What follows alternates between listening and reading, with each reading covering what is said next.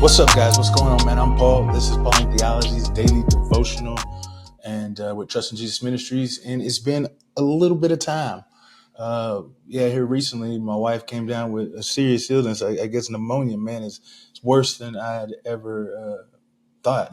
Back in the day, people be dying from it, but I thought with modern medicine, even though you live, I guess during COVID, I think a lot of people actually died from pneumonia as a complication of it. But it's like we got all these antibodies and everything, and you thought you could be able to just get through. But it's a tough disease, man. My wife been battling for a couple weeks now, and it's been tough on her.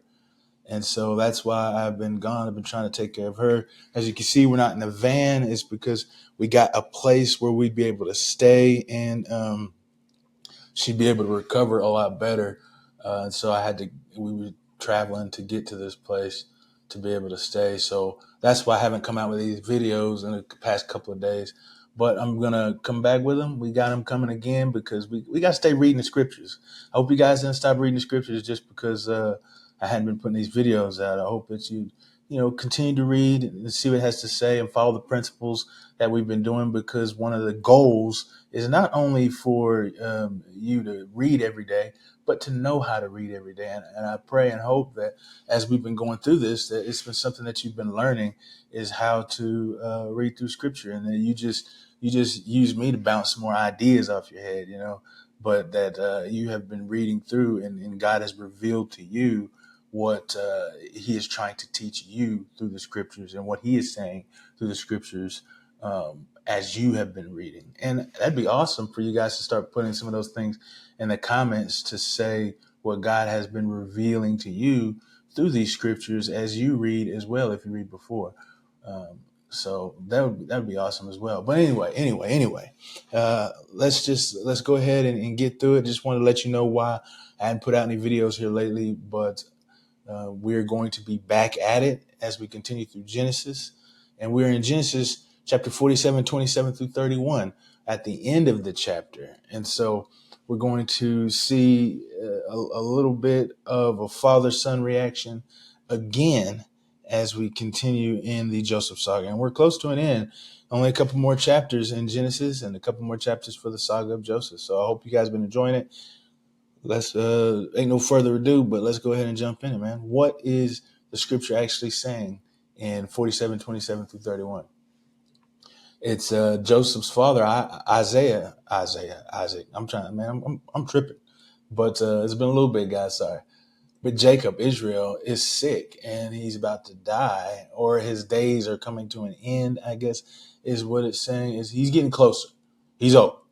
He's old. And so he calls his son over as he realizes that he doesn't have much longer to live. And so he's kind of making funeral reservations. Whenever you get prepared, you get your burial plot, you get your casket, you get your stuff ready. That's one of the things they say is important for us as adults to do, is to have arrangements ready for your death, because man, it's a lot going on with death, man. And here recently, it's crazy that this time of this season, this year has been a tough one in regards to health, because I was brushed close. In reality, it wasn't close to death, but it felt like it because of the symptoms that carried what I have. Because I went to the neurologist and they said that everything should be good. There's really no serious complications with it, but it just feels super serious because they're like stroke-like symptoms. And stroke ain't no joke, man. You have a stroke and it's downhill after that. But the actual condition I had was not a stroke. That's what called complicated migraines. And so being in the brush of death really brought to heart some of the things of faith and family and generations. So it's been tough. But in this thing, he knows that he's coming close to death. And so he calls Joseph to him, a trusted servant, a son whom he believes in and has confidence that he'll do as he should do. He calls him and he says, "Hey, man, my days are getting gone. I'm about to die, man." He says, "If you are if you love me, if you find favor in my heart, he says, do me this kindness, make this covenant with me, or do me this service. He said, please take my body to be buried with my family. He says, I don't want to be buried here in Egypt. I want to be buried with my family back in the land that God has promised me. And so Joseph's like, of course I'll do that, man. Yes, Father. Yes, Father. Joseph, a loyal son, he says, swear to me.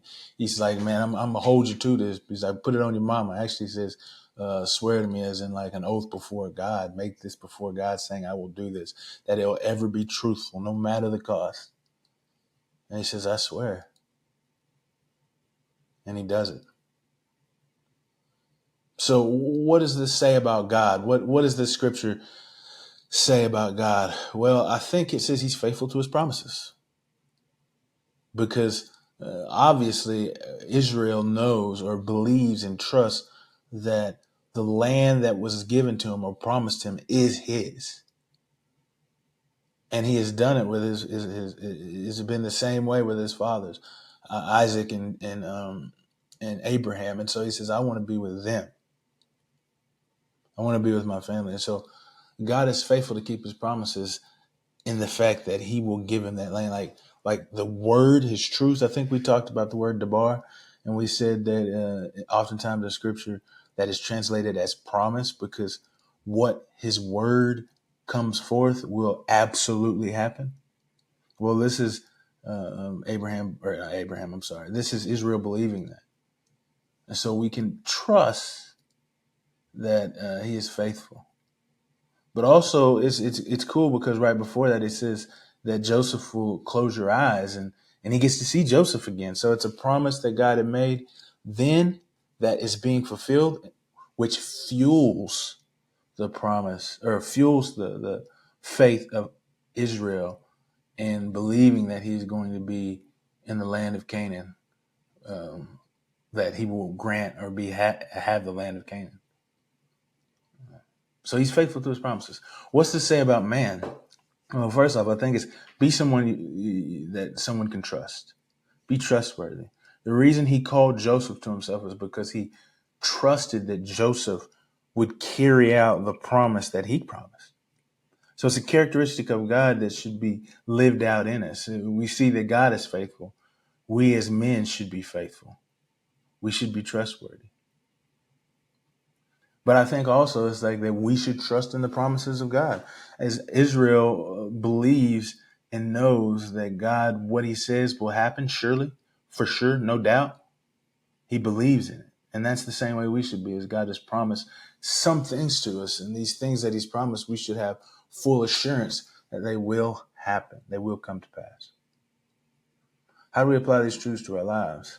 I think the easiest one to talk about is trust God. If God says he'll do it, then won't he do it? Believe him. Now maybe that's the simplest one, not the easiest, because it's very difficult. It's very difficult to place trust in God, but he has proven himself. And that's the thing that we do as we've been reading through this, is that we hope that you are seeing, that we're seeing the faithfulness or the promises of God being carried out. And so it's making him more trustworthy and believable in the things that he says he's going to do. And then second, we should be people of trust, that we should live lives of such integrity that people will look at us and say, hey, do this favor for me, because they know that you'll get it done. They know that if they place their trust in you, that it is reliable. Of course, we all fail in ways, but that is not the aim or the goal. Is that the aim and the goal is to strive to be the most trustworthy person. Because as we do so, we represent the character of God in our lives. So look at your life today and see, are we people who are trustworthy? Are we people who can be trusted? Hey, I appreciate you guys for listening. It's good to be back. Glad you're listening. And I'll see you in the next episode.